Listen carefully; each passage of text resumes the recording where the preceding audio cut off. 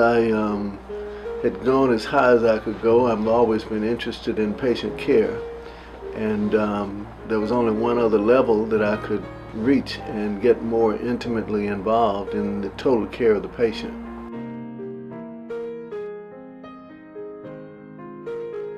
I think that physicians are probably the most respected profession in the community. So you really should take the lead. People look up to you for whatever reason that might be, and if you don't lead, then they've got nobody else to turn to, because you're as far as they're concerned, you're the highest on the ladder in each and every community.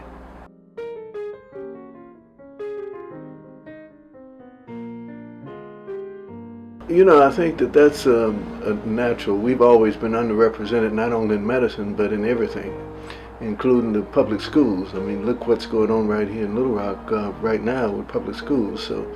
So being underrepresented is not anything new. If you've been African American all your life, it's just another day's work. So we just have to continue to grind, as we did in the 60s, to try and get things changed. We can't be complacent and sit around and wait on them to change for us. We got to bring the ball to them.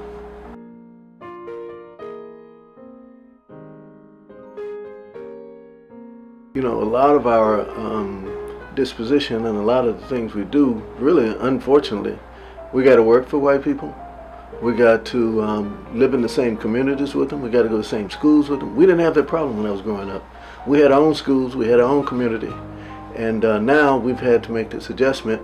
It's been a bit difficult for me, but kids are growing up with that type of environment now, so I think they're doing quite well in making an adjustment. I don't know if I could under the circumstances, but nevertheless, I am who I am, and I am what I am, and I'm going to stay what I am.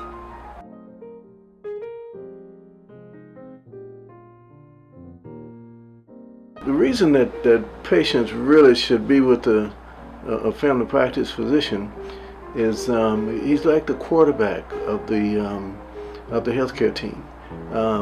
It's the same as quarterback in football, or the point guard in basketball.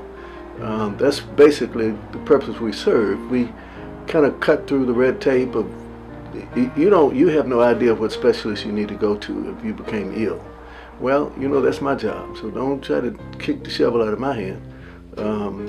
So that's basically what the role is of the family physician, and most times you can solve the problem on the spot, but when you can't, you got to be aware enough and astute enough to know when you need to punt. If you can't make a touchdown, punt, and you punt to your colleagues, your specialists.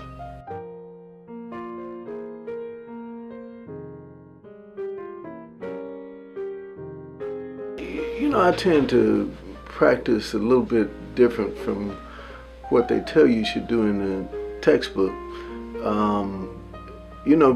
Generally a physician should see one patient every 15 minutes. I don't go by those rules.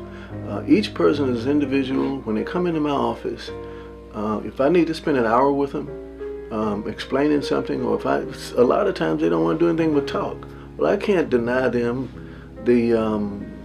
what they came into my office for.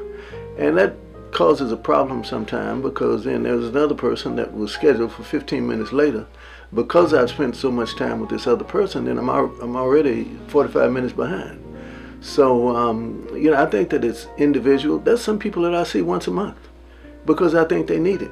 They need to hear what I tell them once a month. And there's some people I see once a year. So it's all individually tailored to the particular patient and for what their needs are and how compliant they are with doing what I told them to do.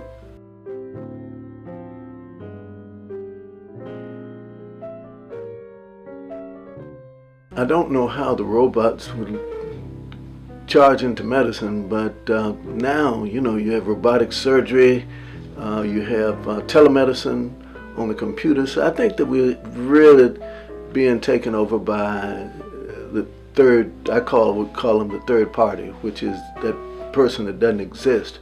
So you're actually dealing with either somebody on a computer screen or a robot, but I think everything else is going that way.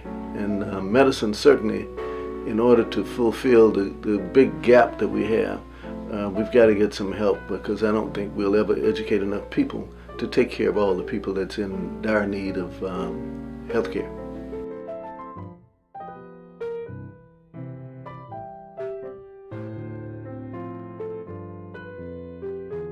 Personally, I hate it because it takes hands away. Even the electronic medical records, I live in that time, so I had to make that adjustment. But I like sitting at my desk and my patient sitting across from me, looking them in the eye rather than looking at a computer screen. And it takes away the personal touch. So I'm not really one that can judge how everybody feels about that, but that's my individual feeling. I'm from the old school. I came up 30 years ago, and medicine has changed drastically in that 30 years, and continue to change. I just really kind of glad. I tell all my colleagues all the time that I'm glad I'm on the back end. I ain't ready to go nowhere, but I'm glad that I don't have to come up through the system and undergo the drastic changes that I see we're going through each day now.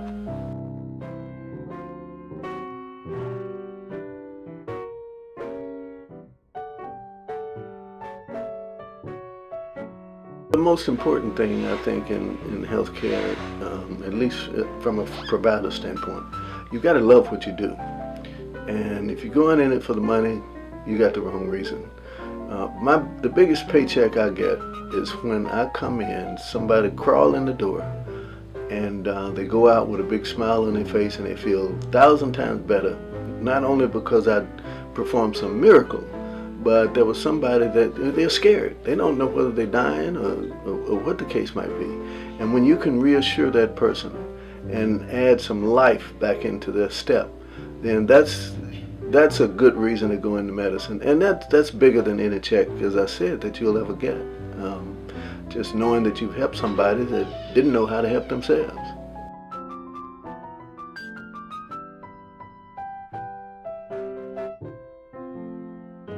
The Nayles Clinic, this particular Nayles Clinic was founded some 12 years ago at another location down on Capitol and Cross, about 1,700 square feet.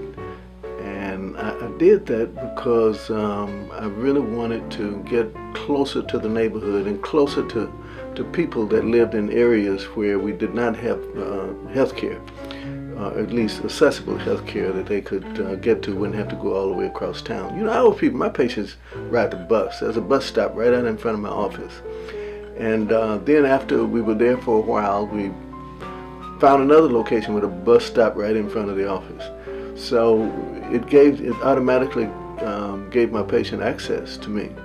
So, we provide a full service clinic, and the only thing we don't see infants and children under 6, but everybody else we see a lot of people that's been involved in motor vehicle accidents as well. Mainly because what's the first thing that happens when you're in a motor vehicle accident? You don't have no car. And we provide transportation for them as they need treatment. We provide transportation. We've got an office vehicle that we can go pick them up and bring them in for their treatment until they can work out what they need to work out to get their vehicle back. But that's just one of the many things that we offer in this clinic. And we do quite a bit of counseling on patients that with mental problems, and believe it or not, I think the most misdiagnosed problem in the amongst poor people and African Americans is depression and anxiety. We've been bombarded in the last few years, several years, just since I've come into medicine, with chronic pain. And these people deserve it, but the authorities make it so difficult for you to treat that. So consequently, I had to kind of back off of that a little bit, and not that I wanted to, but in order for me to stay legitimate, I had to make some changes in reaching the people that that I had access to, or that had access to me. And so that's basically what we do. We're a full service clinic, and we do some rehab and physical therapy for our patients that has had sustained injuries. And that's basically, and one of the most important things we do, we provide about 12 or 13 jobs for people that work in this clinic. So that's another gratification I get. I'll go without myself just to keep my employees on the payroll. So I think a combination of taking care of people that can't take care of themselves health-wise, and also providing a means of making a living to the 12, 13 employees that we have is a big service to the community, more than you can ever imagine.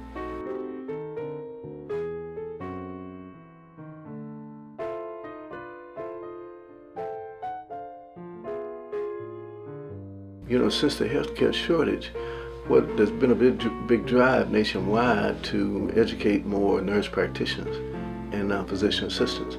So we usually keep 2 or 3 rotating through our office at all times. I don't know what the number is now, but we started this about maybe 6 or 7 years ago, and I bet you we've trained probably 20 or 30 in that length of time.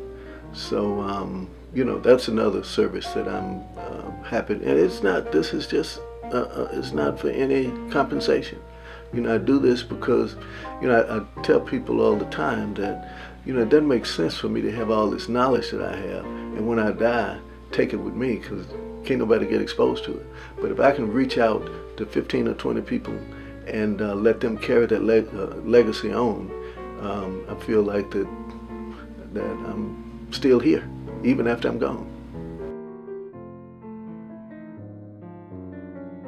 We as physicians need to develop a better rapport with our patients, and also to try and taper your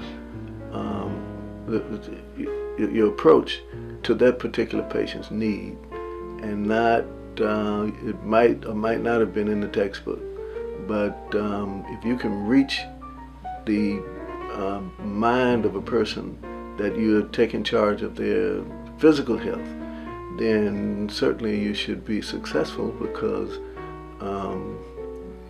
that the mental illness is as real as the physical illness. So that's basically what my theory is in terms of the way I run my practice and the way I practice medicine.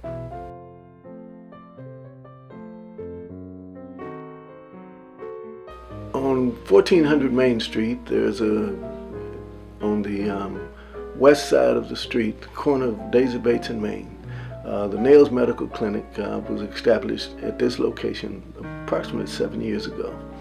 And we would like to let our population know, not only those that's in the neighborhood, but those that doesn't mind catching a bus to us, and or driving, whatever the case might be.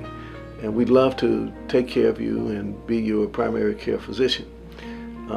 That's what we do here, and I'm real excited about having the opportunity to give back to my community. And that's the biggest paycheck I could ever receive.